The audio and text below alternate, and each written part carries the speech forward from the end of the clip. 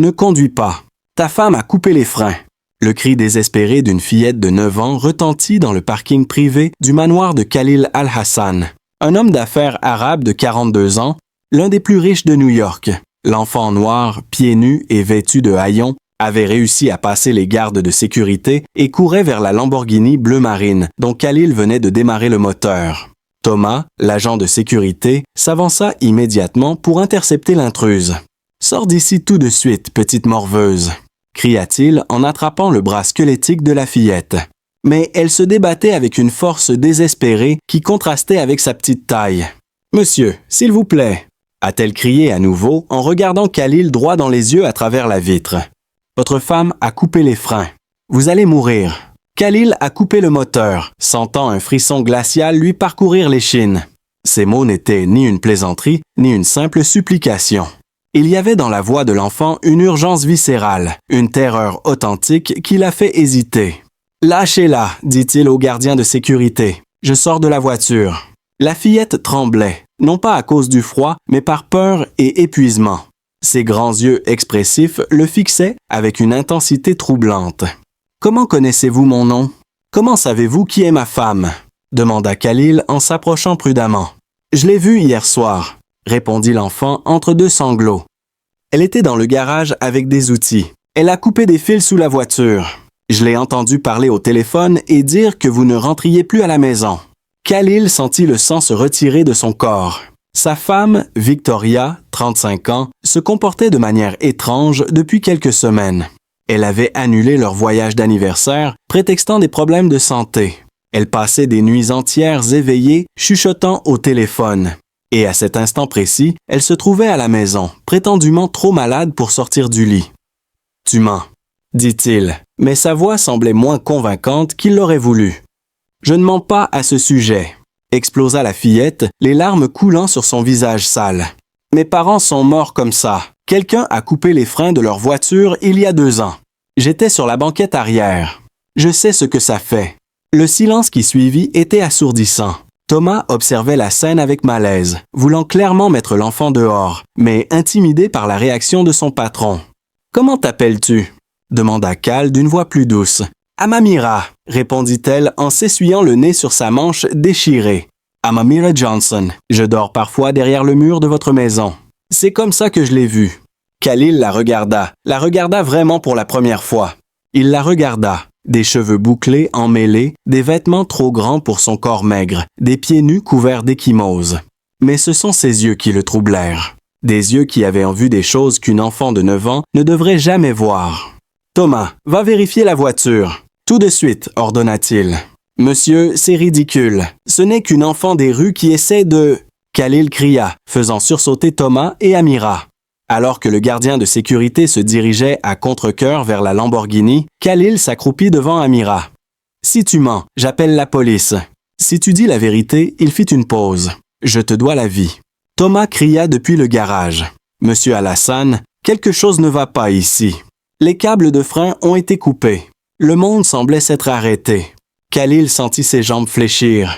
S'il était parti dans cette voiture pour se rendre à son rendez-vous en centre-ville, il serait mort en moins de 10 minutes, avec cette descente raide sur la 5e avenue. « Comment l'as-tu su » demanda-t-il à Amamira d'une voix presque inaudible. « Parce que j'ai promis que je ne laisserai plus jamais cela arriver à quelqu'un, » répondit-elle en sortant quelque chose de la poche de son pantalon.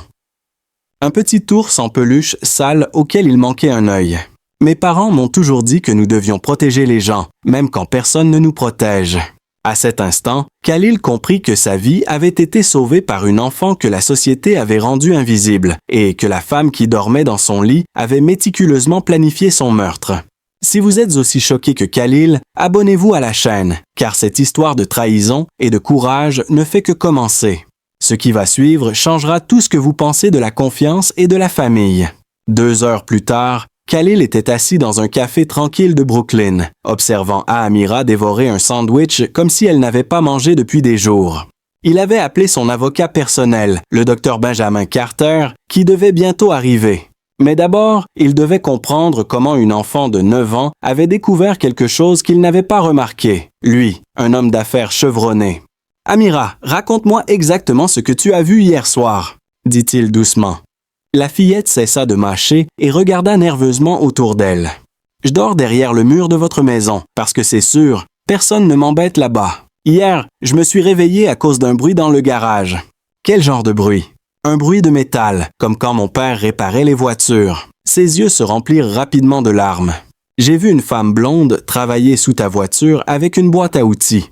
Elle était nerveuse et regardait tout le temps autour d'elle. » Khalil sentit un nœud se former dans son estomac.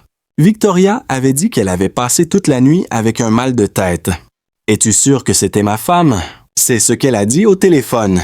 Je l'ai entendu dire, demain matin, quand il partira, ça ressemblera à un accident. Puis, elle a ajouté qu'elle l'avait coupé très proprement pour que cela ne rate pas. Amamira tremblait, tout comme l'homme qui a tué mes parents. À ce moment-là, le docteur Carter est arrivé. Il s'agissait d'un homme noir de 55 ans, avocat pénaliste que Khalil connaissait depuis 15 ans. Après avoir entendu l'histoire d'Amamira, son expression s'est assombrie. « Cal, c'est une tentative de meurtre, mais nous avons besoin de plus de preuves que le témoignage d'une enfant, » a déclaré Carter calmement. Aussi courageuse soit-elle, un tribunal remettra en question sa crédibilité. Que faisons-nous alors? Nous retournons chez toi avec précaution et nous enquêtons. Khalil regarda Amamira, qui avait arrêté de manger, et les observait attentivement. Amamira, connais-tu un endroit sûr où passer la nuit? Elle secoua la tête. Je me débrouille toujours toute seule. Pas aujourd'hui. Aujourd'hui, tu restes avec moi. Khalil prit une décision qui le surprit lui-même. Dr. Carter, pouvez-vous lui trouver un hôtel sûr? Bien sûr, répondit-il. Mais Khalil, vous réalisez que cet enfant pourrait être en danger si Victoria découvrait qu'elle sait? Khalil sentit son sang se glacer. Il n'y avait pas pensé. Amira était devenue un témoin. Et Victoria? Il commençait à comprendre qu'il ne connaissait pas vraiment la femme qu'il avait épousée 5 ans auparavant. 1 heure plus tard, ils arrivèrent au manoir. Victoria descendit les escaliers avec élégance, vêtue d'une robe de chambre en soie blanche et les cheveux blonds parfaitement coiffés, alors qu'elle était censée être malade. « Chérie, tu es rentrée tôt, » dit-elle en l'embrassant sur la joue. « Je pensais que tu avais une réunion tardive. Changement de programme.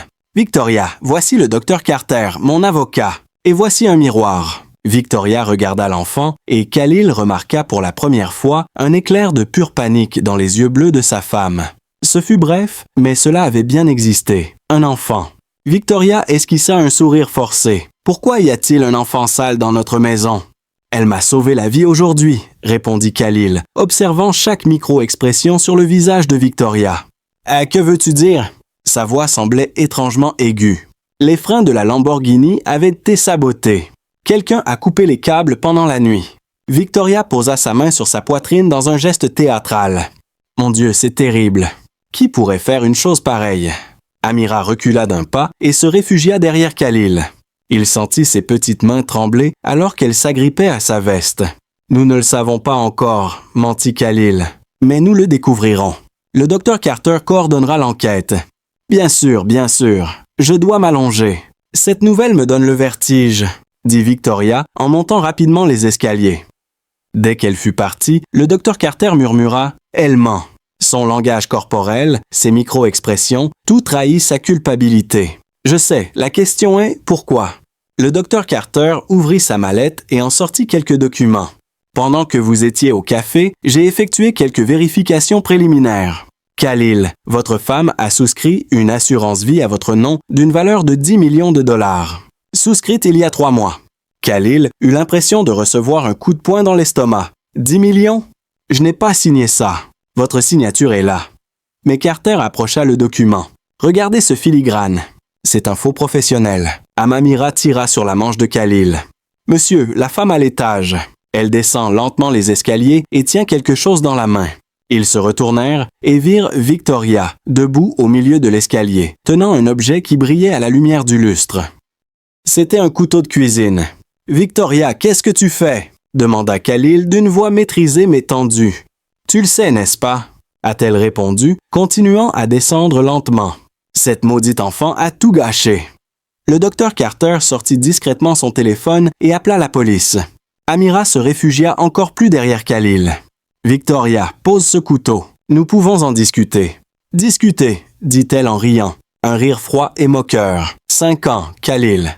5 ans à être la femme parfaite, à sourire à tes amis ennuyeux, à faire semblant de m'intéresser à tes affaires. Et quand je décide enfin d'en finir, un gamin des rues puant gâche tout.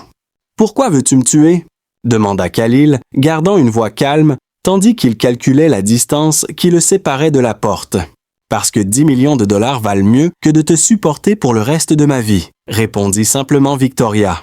Et parce que quelqu'un m'attend. Quelqu'un qui m'aime vraiment. À ce moment-là, Amamira murmura quelque chose qui glaça le sang de Khalil. Monsieur, c'est la femme qui a tué mes parents. Le silence qui suivit ne fut rompu que par le bruit des sirènes qui approchaient au loin. Victoria s'arrêta dans l'escalier, les yeux plissés, l'air menaçant. « Qu'est-ce que tu as dit, petite ratée? » Victoria descendit 2 marches supplémentaires, le couteau tremblant dans sa main. « Tu as tué mes parents, » répéta Amira, la voix plus forte derrière Khalil. « Je me souviens de ton visage. Tu étais à leurs funérailles, prétendant être journaliste. » Khalil sentit son monde s'écrouler. « Victoria, est-ce vrai? »« Bien sûr que non, » cria Victoria. Mais le docteur Carter avait déjà tout enregistré sur son téléphone. « Cette fille délire. Mon père a découvert que tu volais des pièces dans l'entrepôt où il travaillait. » Continua Amamira, les larmes coulant sur son visage, mais la voix ferme. « Il allait te dénoncer, alors tu as coupé les freins de sa voiture, comme tu l'avais fait pour la tienne. » Victoria descendit 3 marches supplémentaires, se retrouvant à seulement 5 mètres d'eux. « Tais-toi, tais-toi. » À ce moment-là, le docteur Carter révéla quelque chose que personne n'avait prévu. « Victoria, ou devrais-je t'appeler par ton vrai nom, Christine Palmer? » Victoria se figea complètement. Le masque d'élégance tomba enfin, révélant le visage d'une femme désespérée et acculée. « Comment connaissez-vous ce nom? » murmura-t-elle. « Parce que j'ai passé les 2 dernières heures à enquêter minutieusement sur vous, » répondit Carter en sortant des documents de sa mallette. Christine Palmer, recherchée par le FBI pour fraude à l'assurance dans 4 États différents. Toujours la même méthode. Elle épousait des hommes riches, souscrivait des polices d'assurance importantes, puis provoquait des accidents. Khalil eut un haut le cœur. « Combien? »« Vous auriez été la 5e, » dit Carter froidement. Les parents d'Amamira étaient des dommages collatéraux. Son père avait découvert que Christine utilisait l'entrepôt de pièces détachées comme base pour ses activités. Victoria Christine éclata d'un rire hystérique. 5 ans à faire semblant d'être une épouse arabe soumise.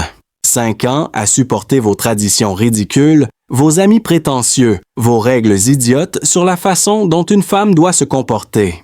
Pourquoi n'a-t-elle pas simplement divorcé? Demanda Khalil, sincèrement perplexe. Parce que le divorce m'aurait rapporté quelques millions.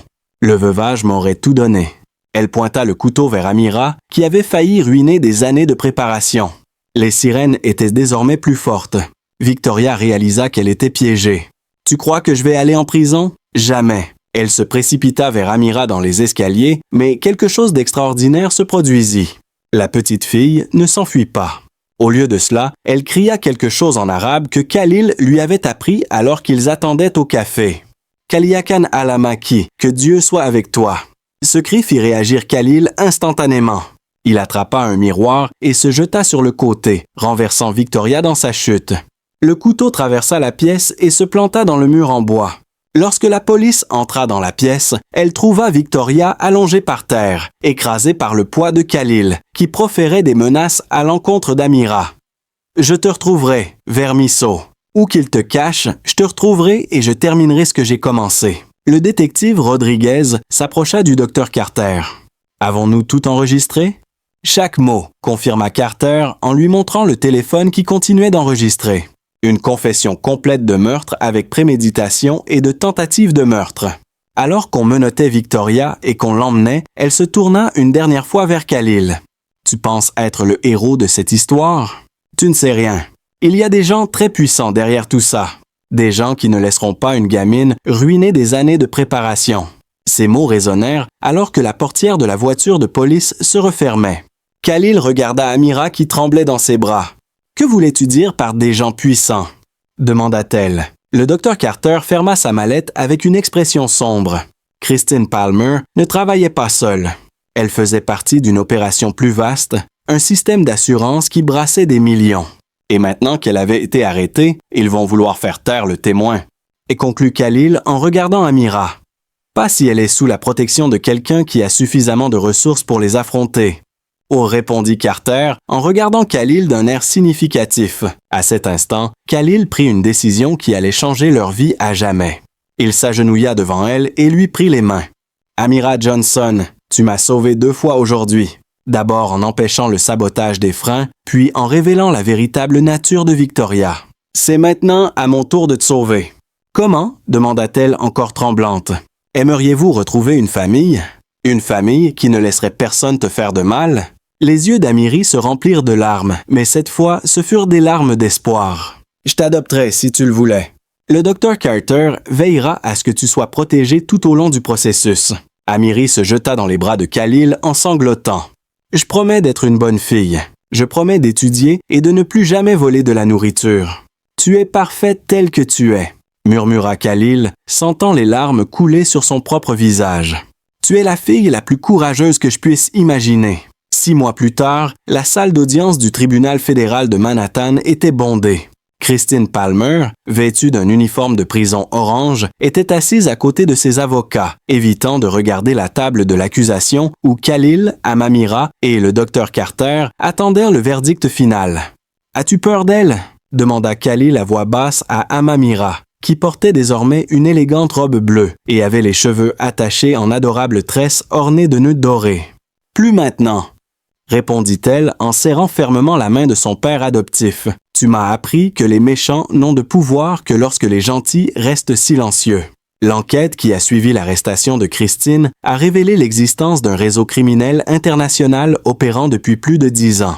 12 personnes ont été arrêtées, dont le véritable petit ami de Christine, un consultant en assurance corrompu qui avait orchestré le meurtre d'au moins 15 hommes, riches dans 5 pays différents. « La cour est maintenant en session », annonça l'officier. « Christine Palmer, vous avez été reconnue coupable de meurtre au 1er degré, de tentative de meurtre, de fraude à l'assurance et de complot criminel pour la mort des parents d'Amamira Johnson et la tentative de meurtre de Khalil Al-Hassan.